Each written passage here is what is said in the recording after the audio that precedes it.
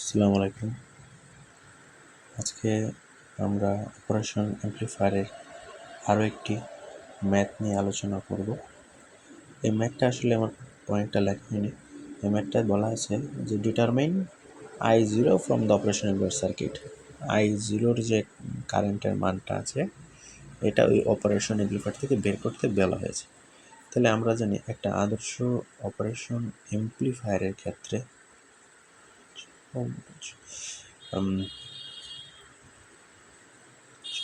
আদর্শ অপারেশন অ্যামপ্লিফায়ারের ক্ষেত্রে বিএ এবং বিবি ইজ ইকুয়াল টু 0 দেওয়া হয়। একটা অপারেশন অ্যামপ্লিফায়ারের ম্যাথ যখন আমরা করতে যাব, প্রথম বিষয়টা আমাদের মানতে হবে আমাদের অপারেশন অ্যামপ্লিফায়ারটাকে আদর্শ মানে আইডিয়াল ধরে নেওয়া।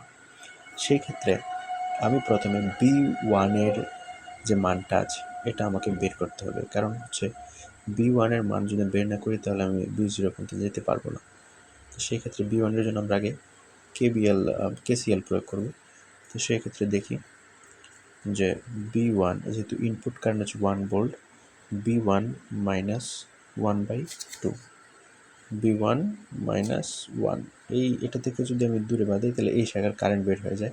সূত্রটা আসলে এইটাই বোঝানো হয়েছে।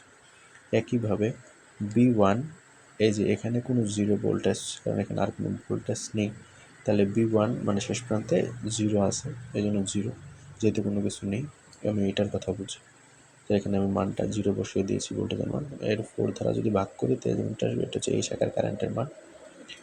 একইভাবে B1 থেকে এই যে BA আছে এটার মানটা যদি বের করি তাহলে 4 দ্বারা ভাগ করলে তাহলে এই শাখার যে কারেন্টটা প্রবাহিত হচ্ছে, লক্ষ্য করুন, এটার মানটা বের করা যাবে। তাহলে আমরা যখন ক্যালকুলেশন করে ফেলব তখন B1-এর মান আসবে 1/2 মান আসবে, হাফ ভোল্ট। এখন B1-এর মান জানি, কিন্তু BA-এর মান বের করতে হবে।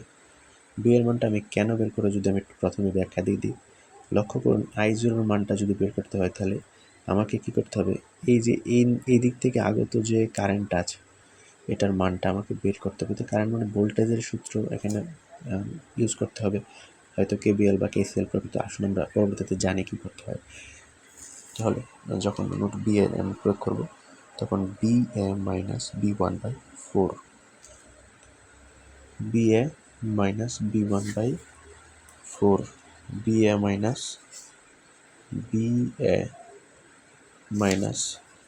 B0/10 BA minus B0। BA থেকে B0 কীভাবে আসলো, এই যে এটা হচ্ছে আউটপুট ভোল্টেজ বা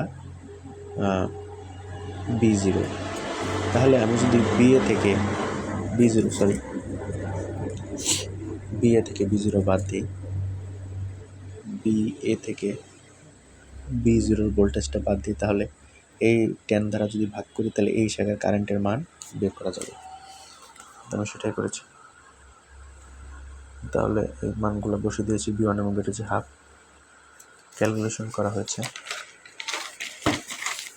পরবর্তীতে B0 মানে আউটপুট ভোল্টেজের মান এসেছে 5/4 ভোল্ট।